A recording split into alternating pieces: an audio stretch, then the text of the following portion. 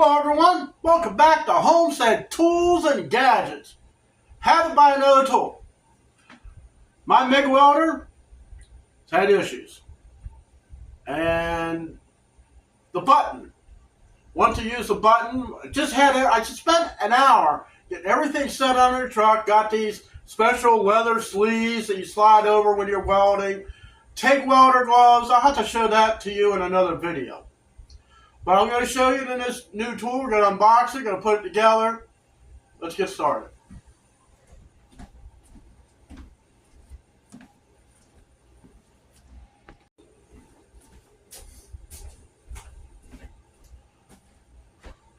Alright, so what I bought was a titanium Flux 125. It's an inverter type of MIG welder. It takes the 30,000 flux cord wire, which I got right here. This welder, amazing enough, compared to my 80 amp Sears, my Craftsman MIG welder. When I bought that, it was $199 31 years ago. This thing was $149.99. I did get the extended warranty for a year. I didn't want to spend $50 for 2 years because I don't use the MIG welder that much. If this thing will last a year, it should last forever. So let's get this thing out of the box. Take a look at it. Oh, and the one thing that I kind of like about this, it's lighter than my old one.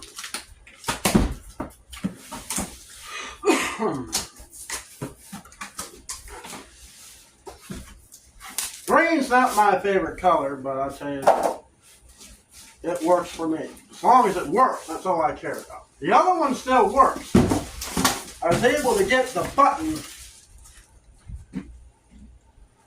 back on it once I found the spring. Now this is 125 amp. Now, one thing that it does do that my other one don't. The other one you have to press buttons, fast, slow, high, low. This has got knobs on the front. So I should be able to control the welding on this compared to the old one.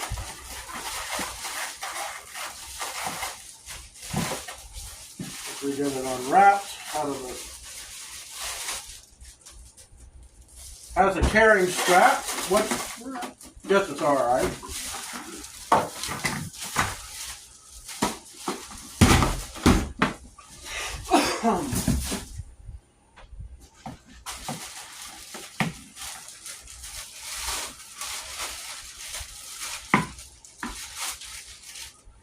The button on here.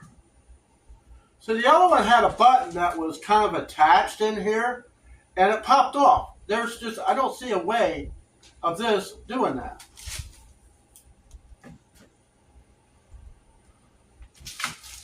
All right.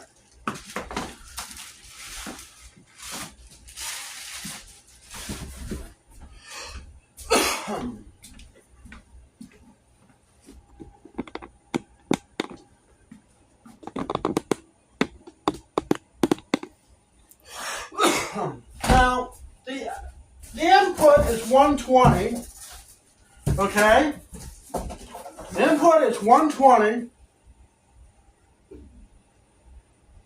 at, let's see. The input is 120. Output is 120, 30 to 125 amps. The wire feed is between 60 and 200 inches per minute. Weighs 15 pounds.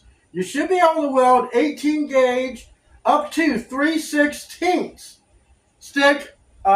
thick steel. Now this is a inverter, which is kind of odd because I'm not used to all this inverter stuff.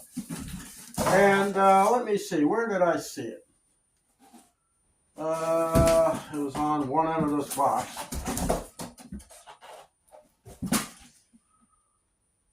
Single phase. It's the output is DC, not AC. It's DC. So let's got all kinds of consumables and stuff.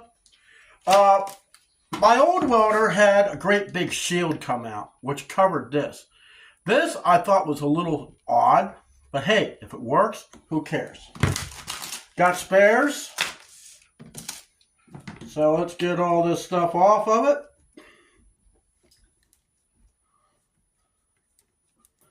You know, I really need better lighting in this kitchen. Too hot outside to do anything. The blanket I got to cover myself with is added protection because I tell you, when you're laying on your back and you're welding over your head, you need all the protection possible.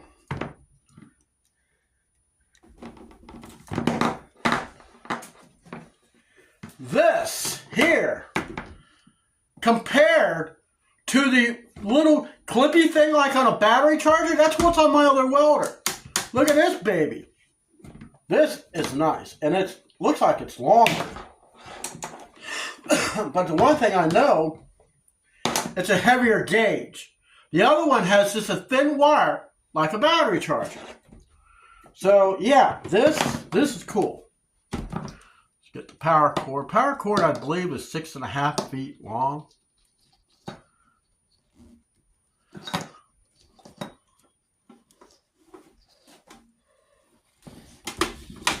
And this too is a heavy duty cord. Alright. So let me get this wire open and we'll see how hard it is to feed it into the unit.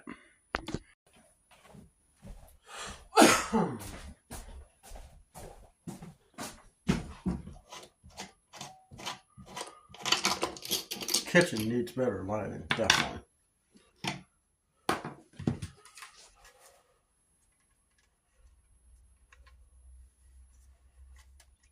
Wire off.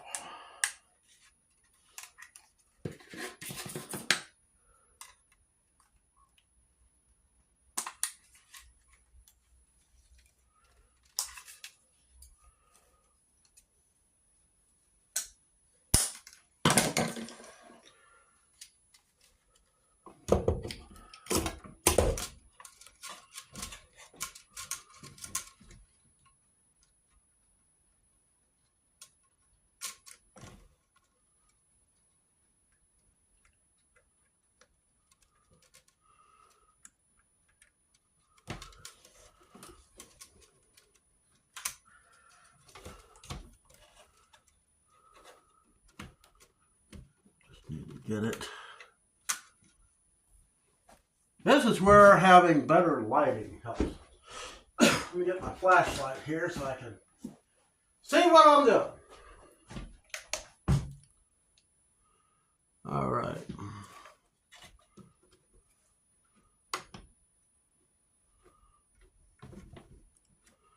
Need to get it into the drive system.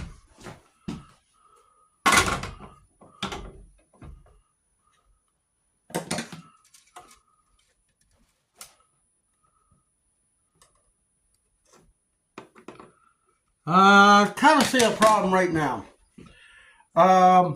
This thing can run two different kinds of cable. Let me see. Unless, might be able to make it work.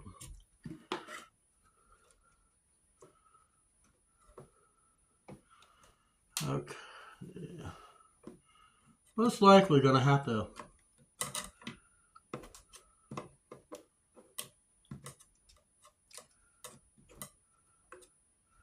We're probably going to have to plug this thing in so I can use the drive.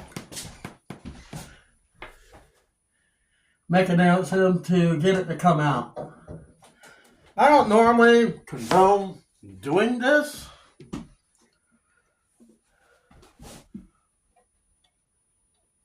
I just cut my finger on something.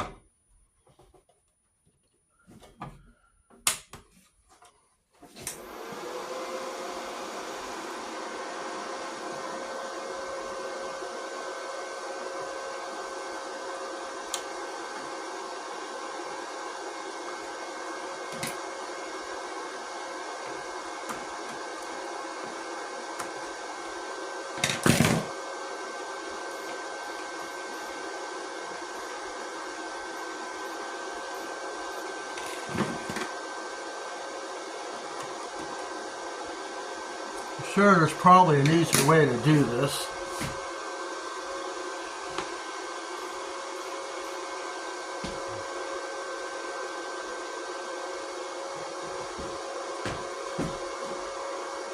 But as many times I've changed wire,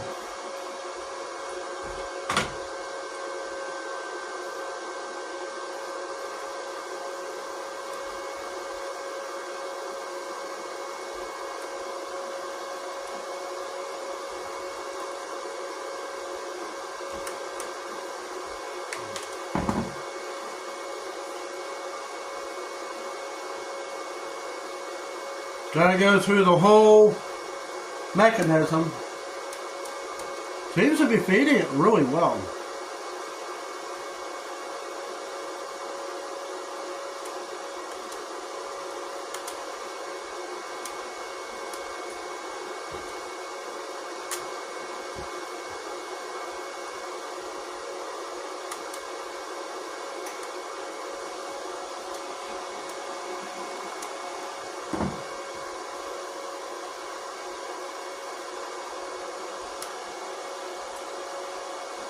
Kind of slow. Let's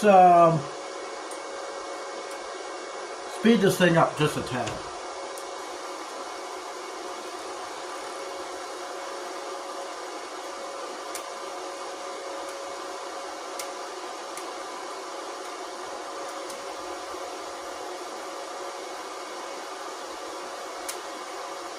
You can't see it, but I'm looking at the end of the where the weld wire comes. I can see stuff coming out like fumes.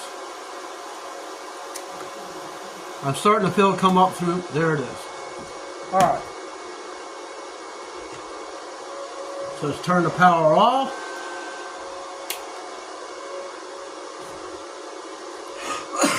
Now, there is setup that you got to do on this.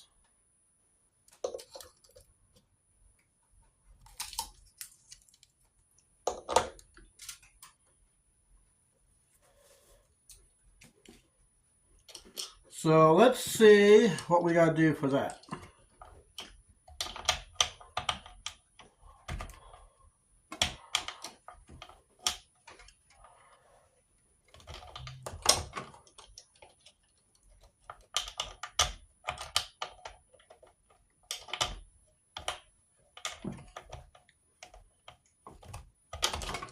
You get that thing on. It's hard to do it.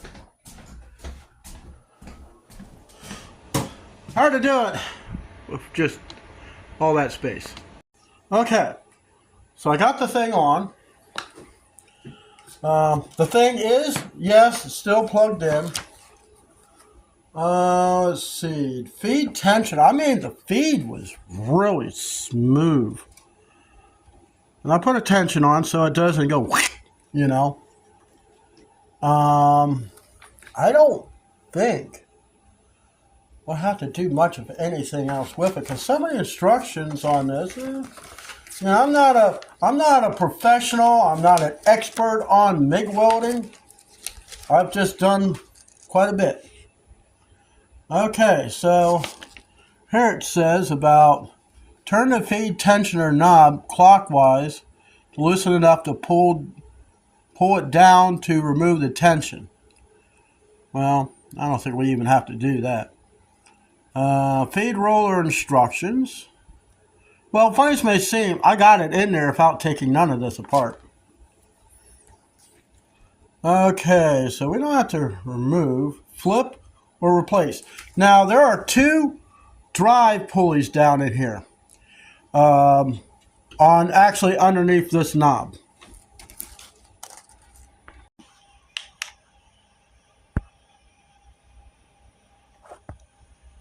Let's see if we can't get it. See, there are two in there.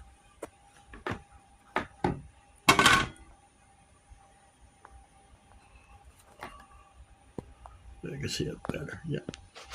So the tension don't know what. This is like totally different than what I'm used to. I guess the only way I'm going to be able to... Oh, I didn't even see that. You see that? There is a cold feed switch. I was wondering what they were talking about.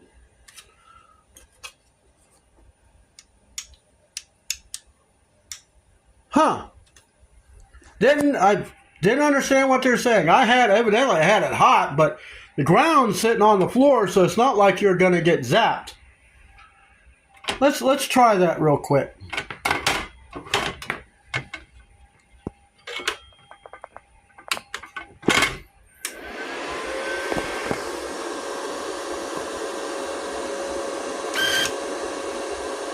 Okay. Well, that comes out kind of quick. But, yeah, I mean, so far, I like what I see. I mean, it's got a fan. The other one, when you turn it off, the fan doesn't stay on. It shuts off. So, I mean, as far as these other, I don't really see where I even have to touch any of this.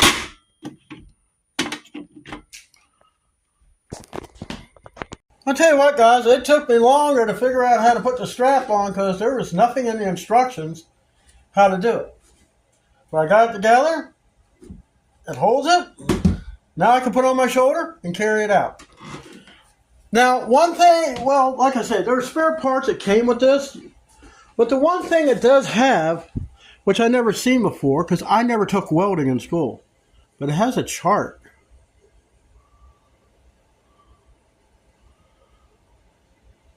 And to correct, it tells you what to do. Now, I'm not going to have anywhere near a good weld like this underneath. But I'll tell you what, if this thing welds as good as I think it will, that'd be cool. Like I say, it gives you really good instructions on what to do. And for the thickness of the metal, let's see if I can't maneuver stuff around without making a mess. The chart for it is underneath.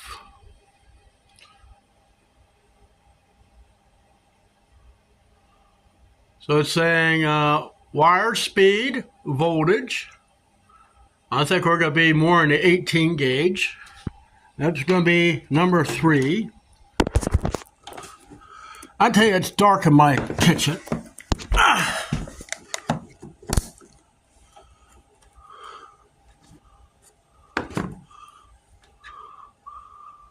So we'll set this thing on number 3. Then it has with wire speed, wire voltage, the letter C.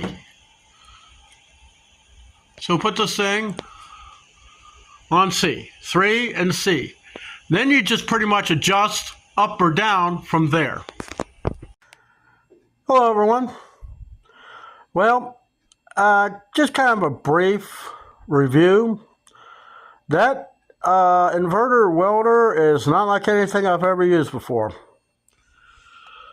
I set the thing up like it said, but when you're welding metal of different thicknesses, you have to run it up and down. But at least you have more adjustability. That thing is not like my old MIG. My old MIG, if you turn it on and the wire gets close to touching something, it actually arcs. This thing only starts welding when you squeeze the trigger.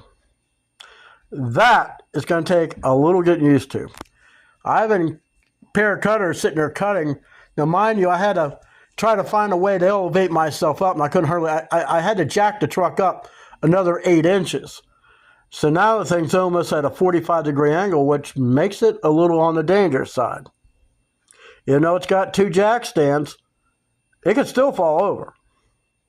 It's just a matter of how, which way, and when. But anyways, so let's get back to the welder. Like I said, it's got great adjustability. And when it's welding, it welds pretty good. Okay? But mind you, I'm still new to the thing. And you have to use this thing kind of like an arc welder. Because if you squeeze the trigger, it comes out like that far. You have to trim it back, and then you have to get where you're going to be. Once you start welding with it, then you do the MIG thing. But it's like an arc welder. You have to get it started just like a stick type welder. But just to let you know, it might took me a lot of yelling and screaming, and I got a lot of repenting because I was getting angry. We have no room. And the only thing I found to elevate myself, funny as it may seem, was a plastic car ramp and a bunch of pillows. Just get the right elevation. And as for those sleeve deals, they work fairly good. The gloves for TIG welding, maybe not so much because you feel a lot of heat. They don't burn, but you feel a lot of heat. Okay, let's get to that blanket. Blanket's worthless. I doubled that because I still got burnt. It went through my shirt, through the blanket. It lit me on fire under the truck. I come out and go, what the hell? This is supposed to be fire retardant. I got burn marks all over my chest. Now, luckily, well, now I got to work. I got the front cab mount support. I got it welded in. It only took 2.5 hours. But a lot of it is trying to get used to the welder, because you know you're welding good metal to rusty metal. Okay? Trying to get it cleaned enough. I'm sitting there with the grinder. Grinder can't get in there. It's too tight. I'm sitting there with a wire wheel on the end of a drill. That seems to help. And then you're getting used to a new welder. So now the rear cab mount, that's not going to be any fun at all. The problem I have is room. Once I get past and have a little room, it'd be nice if I could just sit up. But I can't sit up. And I don't weld very good laying on my back. The light that I tried up there, light would kept getting in the way. I kept hitting my head on the clamp holding it. I got so mad, I slung it in the bucket of the tractor and said, I'm done with you. I come around trying to do something. I tripped over the extension cord. Not that it would have give, because, well, when I brought my tractor out to get the jack, the bucket was sitting on the extension cord. I hit that. I went straight on the concrete, both my knees. I know I hurt my left knee. Either way, got to go to work. Can't be a big baby and stay at home and say, I'm hurt. Well, that ain't going to do nothing in today's market. Anyways, I wanted to give you an update. I hope to see you in the next one. So guys, that's the new tool. When I get this job all welded up, I'll show you the welds. But mind you, I'm using a new welder, and it takes me a little while to get used to it. But thanks for watching, and I'll see you in the next video.